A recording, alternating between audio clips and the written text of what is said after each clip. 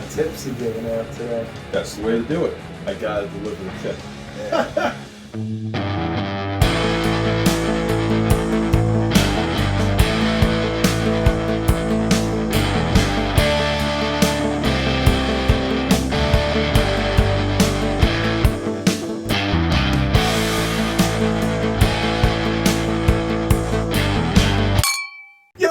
Yo, what's up? We're back for another one. I'm your king, the Whiskey King. I'm here to give you some kingly advice. And this is my jester with his new shades. Oh! Breathe it out. Yo, today we got another battle!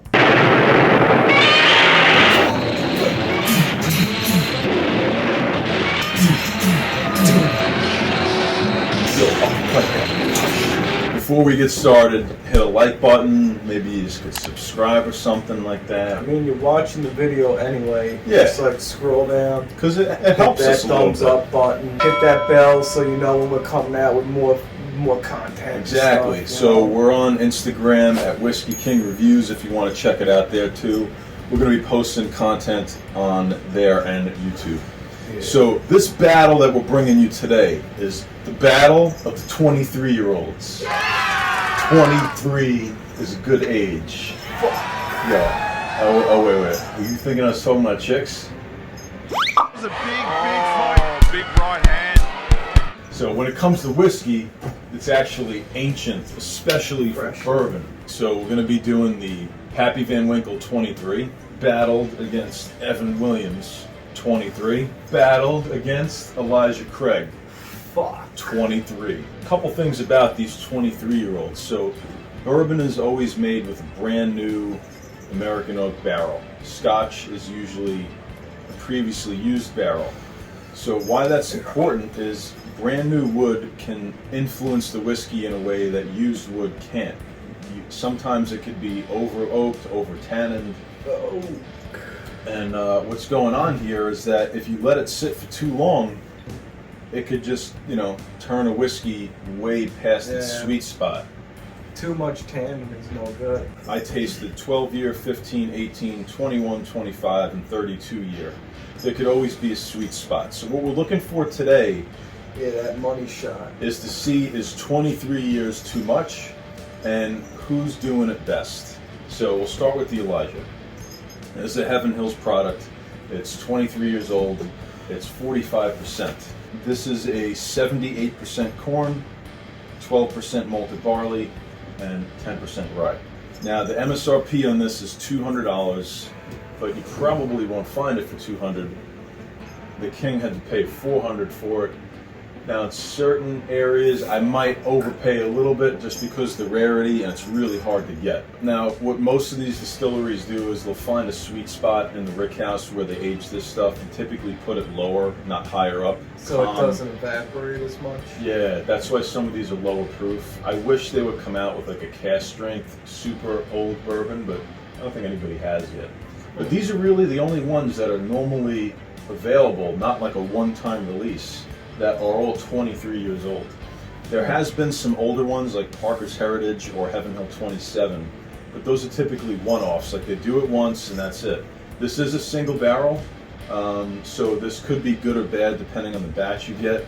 The Evan Williams is going to be the strongest one here at 107 proof. This, believe it or not, is the same exact mash bill. 78% corn, 12% malted barley, and 10% rye. Higher proof, same distillery, different warehouses. So it's going to be interesting to see between these two which one we like better. The MSRP on this one is $350, but I didn't pay that, I paid $5. These are going to be a little hard to find MSRP, especially Pappy's. This is probably the hardest one to find. I've seen this bottle upwards of $4,000 to $5,000. Please don't pay that much. Please don't. MSRP on this bottle is somewhere around high 2s to low 3s, maybe a little higher depending on the year you get. Now this one is an undisclosed mash bill, but it's a wheated bourbon. It's the same like the mash bill as the Weller, but it has the best barrels, the best spots in the warehouse. You might expect maybe a little bit more sweetness coming through. Yeah. Now, which neck do you like the best? Probably the 23 because it's got like a good grip on it. Yeah, like, is that way you... Oh! Alright, so let's talk about cigar pairings, and then we're going to get right into the pour. So today I got a very special cigar. This is my Opus X 20th anniversary. We got an Olivia V Melamino for the Jester. That was his choice for these. Some of these, because they're so old, they might need some water to open up a little bit. So I'm thinking we'll put a tiny drop of water. A lot of the flavors could be stuck in there, and that's why you want to let it open out. So Elijah Craig 23's up first. Wow. It's definitely oak forward for sure. But now, maybe yeah, a little honey. I agree with you on the sweet caramel, like vanilla honey. I'm getting some baking spice as well, but it's definitely an oak forward. What are you thinking on this? I like it a lot. That's a definite thumbs up on the nose. Yeah, I agree with you. I think they're probably all going to be thumbs up. I mean, they're pretty. These are pretty like premium bourbons here. They better be thumbs up. I mean, if it falls short, Come on, you're doing something bad. Exactly. Yeah. All right. So let's go and see what you think. Oh, that's really smooth. Wow. How's it pairing up with your stick? Yeah, this stick is great. So I mean, it's a little light on the viscosity, but it's so smooth and so easy drinking. Not even a hint of ethanol. Loads of flavor. Comes in good on the front. Good mid switch. It's not the longest finish, but it's still good. I still really enjoy it. The flavors for me, it's definitely oak forward, but there's a good amount still going on there. You know, I do agree with the honey and lots of vanilla here. Some baking spice. That's a thumbs up on the palate for sure. And the finish, I'm going to give it a thumbs up as well. For me, it's not a banger personally. I think it just falls short, mainly due to the mouth viscosity, and I just wish it was a little higher proof. Because it's not as strong. And I'm adding price factor into it as well. Yeah. When you add a little bit of water, sometimes it could bring out some new flavors, but only a small drop. You don't need a lot. That did change it a little bit for me. It's a little sweeter now. You like it better with no water? All right, so now as we do the Evan Williams, we're going to tell you what we think and if we like it better than the first one or not. Because this one has that good neck. Yeah. But this one has like a short neck. Is this like a chode bottle? What's going on with this? Well, it still delivers. So it's not really the length, it's more about like the motion in the mouth? It's possible. Shit. You could tell it's a little higher proof on the nose, and I'm getting a bigger punch on the nose. I almost want to say it's like the Elijah Craig with a little more of a punch. Different locations and higher proof. Now, I'm getting like deeper stuff, like almost like a mahogany, old oak notes, deep old barrel notes, mixed in with that baking spice, vanilla, and some fruits. Thumbs up, I would say. Definite thumbs up. Easy. Cheers, bud. Let's get on. This one I think is going to be real nice. Oh, God. Now, that's exactly what I wanted the other one to be. I'm getting the same thing, like oak, vanilla, honey, but with this one, I'm getting like a little raspberry cherry. It is better. Is it $100 better? Yeah. I think so too. The mouth viscosity, the finish, the flavor switches, beautiful. Mouth tingling. It's incredible. Gorgeous, gorgeous bottle.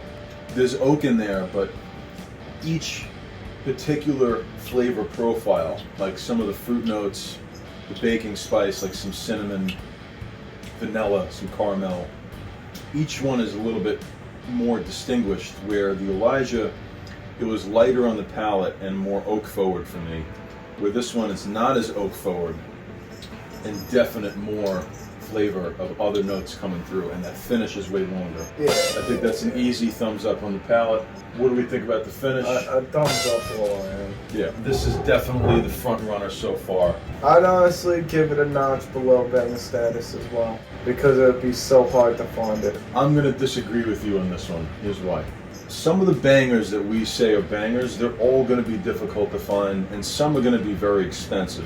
To go outside to a really big distillery, like a Heaven Hills or something in Kentucky, and get a really old product like this, that's actually not terrible.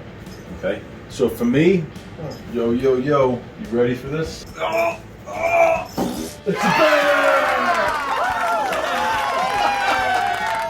It is for me. Fuck. Nah, it ain't coming off. Yeah. It's really good. It's really Like, good. really good. Really Now it's good. going to be up to the old Pappy to see if he could beat it. I think the rye adds a more dynamic flavor of combination. So each bottle is going to have different flavor combos. These being both the same mash bill, I think we liked it better because of the higher proof. Yep. So let's move to the Pappies, see if the weeded 23-year-old can come through. 47.8. So it's in the middle as far as proof. You could tell with that smell, man. It's so much more of a sweeter smell. It's just different. Oh yeah, well you could clearly tell it's different and Pappy style, but still definitely oak dominant with lots of like, I'm getting cherries on this one. A little bit of spiciness, but not a lot. All right, is this a thumbs up on the nose or what? Yeah. Yeah, it's a thumbs up. We gotta give the Paps a thumbs up. Be honest, out of all the logos, it's probably still my favorite. It's just a classic, you know? Oak, vanilla, little honey, caramel, maple. With this one, it's something else shining through as well. Maybe a little apricot, cherry. I do find the Elijah to be the most oak forward out of the three. And I was worried the Pappy 23 was going to be similar to that, but it's not. It's not an oak bomb. It's really smooth, it's easy drinking, there's no burn, no ethanol, but it does suffer a little bit like the Elijah 23, where I do find the proofage to be a little bit too low, and I wish it was a little higher. 107 for these old ones is like perfect. It's almost too sweet, whereas that comes through with a little more of that cherry raspberry. I think the winner is this one. We're going to tell you more about this in a second. But yeah, I mean, it's a great pour. Oh, it's still phenomenal. But it's just so hyped and so rare that everybody wants it. It's super difficult to get. It's basically take your regular Weller and age it for 23 years, and now you got a Pappy. You're out of your mind though if you paid $3 grand for this. It's definitely a second place for me though. Oh yeah, I do think it beats the Elijah. So I like the finish better. It's sweeter, and there's more going on. Bottom line is this: you get it at MSRP, you're golden. Secondhand, stay away. When you're like enjoying yourself with a 23-year-old, Yeah. that's a good time, man. There's almost nothing better. Some 18-year-olds could be better. 23, sometimes, like, especially with the Williams, yo, that 23 is pretty hot, man. Yeah, it's like fresher. Shit. It smells beautiful. Yeah. It looks beautiful. Yeah. It's firm, it's tight. Tastes great. Shit. I think 23 is perfect age for that Evan Williams, man. Yeah, here's the regular Evan Williams. It's weird. That's the only other Evan Williams they make? They make a bunch, but this is like their other one that's like a premium product. It's the Evan Williams single barrel, an 8-year. It's 86.6%. And then like their oldest goes like to 12, and then bam, 23. I just want to see How much of a where it difference? started off before it got to the 23. How much of a difference that 23 years in the barrel makes. So, dude, this is like loads of honey and vanilla. Really? Oh, so sweet on the nose. Whoa. Yeah, that actually is very... This might be one of the bourbons that's a lower year Yeah. that has such a, like, pronounced honey vanilla forward smell. I noticed too, I don't know if you get this, but really younger spirits tend to be smelling and tasting that are of things that are of lighter color, and the older their age, they tend to become more prominent towards darker colored flavored things, like deep, rich oak, mahogany, barrel, molasses, like mapley, and crazy shit, you know? I mean, it tastes good, but not nowhere near as good as that. It's That's actually very sweet. It's a young spirit, but And actually for an 8 years, like no burn on it. that drink's pretty good. Sometimes if you don't like a whiskey when it's young, it doesn't mean always that you're gonna hate it when it's older. But you can see the trail here of the development of flavor, and it is interesting to see a 9 to a 23 and how much better it could get. How much more sitting in the barrel really does to the flavor and the Yeah, I mean, complexity just of look at the pour. color on this, right? Get something like this.